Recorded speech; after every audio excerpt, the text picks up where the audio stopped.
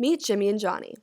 Two kids alike in every way, except Jimmy goes to a rich prep school and Johnny goes to a Title I school. Jimmy is on school bus number 1. Johnny is on school bus number 2. One day, both decide to throw Skittles at their friend while on the bus. The school bus driver in bus 1 yells at Jimmy and makes him clean up the Skittles. Jimmy continues his academic career and receives his high school diploma 4 years later. The school bus driver in bus 2 yells at Johnny and calls for a school officer while in the parking lot. The officer arrests Johnny for insubordination and Johnny is detained for 6 days. Now, Johnny has a criminal record. Traumatized from the experience of being arrested and frustrated with his schooling, Johnny drops out and eventually finds himself in prison. This story of Johnny is real. An 8th grader in Jefferson Parish, Louisiana, was arrested and detained for 6 days for throwing Skittles on a school bus. So what accounts for this difference between Jimmy and Johnny? This disturbing national trend is called the school-to-prison pipeline. It is when children are pushed out of public schools and funneled into the juvenile and criminal justice systems.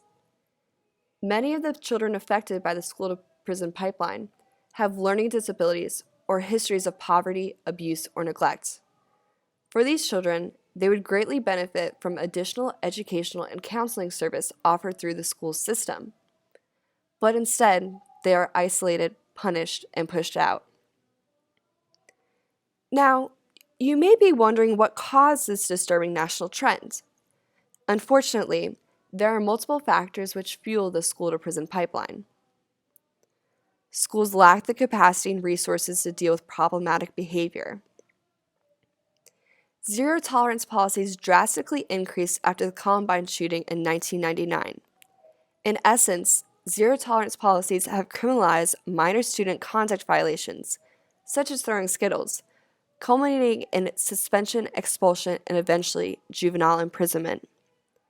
One very disturbing consequence of zero-tolerance policies is the disproportionate effect they have on students of color, disabled youth, and students from low-income families. Black students are nearly 4 times more likely to be suspended or expelled than their white peers.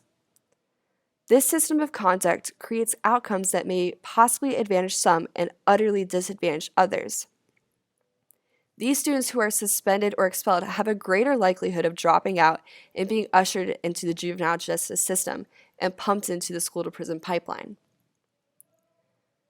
As a result of Columbine and the war on drugs, the number of high schools with full-time security guards and law enforcement officers has increased by 10%.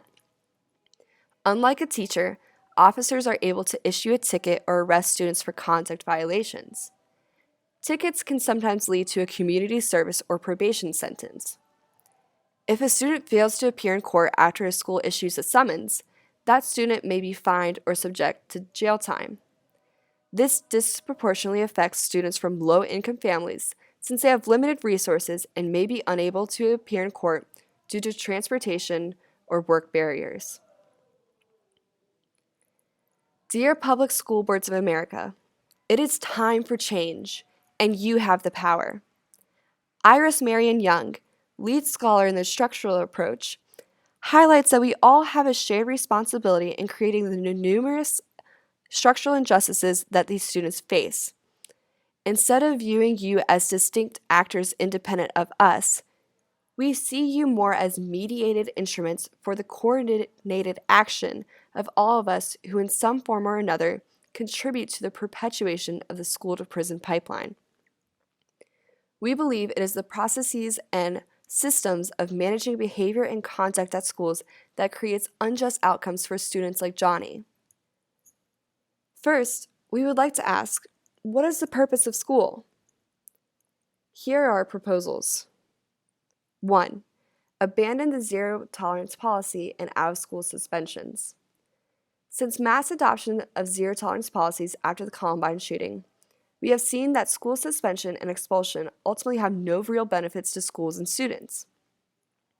The American Bar Association has found that minority children are disproportionately suffering the consequences of zero-tolerance policies. And the American Psychological Association has found that these policies create a number of unintended consequences, such as making the school atmosphere feel and be less safe. 2. Reduce the number of school officers on campus and increase the number of guidance and peer counselors. Students are nearly 5 times more likely to be arrested for disorderly conduct charges at schools with school resource officers than those with none. We need to keep students in school and engaged in their studies and provide the appropriate support system for them. 3. School districts should be required to compile annual reports on the total number of disciplinary actions that push students out of the classroom based on gender, race, and ability. 4. Reform alternative schools. Meaningful education needs to be the focus at alternative schools, where students attend if they have fallen off the track academically. It cannot be a place where students feel they have been separated from regular public schools because they are intrinsically bad. The principal and teachers must be committed to each student's educational and emotional development. 5. Implement positive behavior incentive systems, or PBIS. PBIS is a proactive approach to establishing the behavioral supports and social culture needed for all students in a school to achieve social, emotional, and academic success. PBIS has 7 core values. 1. We can effectively teach appropriate behavior to all children. 2. We must intervene early before targeted at-risk behaviors occur. 3. Use of a multi-tier model of service delivery to match behavior resources to student need. 4. Use scientifically validated interventions that will be effective for a large majority of students. 5. Monitor student progress to create individualized interventions. 6. Use data to make behavioral intervention decisions. 7. Use individual student assessments to determine if behavioral interventions are effective. The PBIS system is also divided into 3 tiers based on these core values. All tiers prevent the development of problematic behaviors. Tier 1 implements high learning environments for all students and staff across all settings. Tier 2 provides more focused and frequent responses through small group-oriented activity. Tier 3 does the same thing but on an individual level. By implementing these proposals in America's public school districts, we will begin to see positive differences in these students and a revitalized passion for learning. We believe that there will be less overcrowding in the criminal justice system and disproportionate representation of minorities. Returning to the bus skittle incident, we feel that the implementation of these proposals will tear down the barriers that prevent Johnny from rising to the same level of success as Jimmy.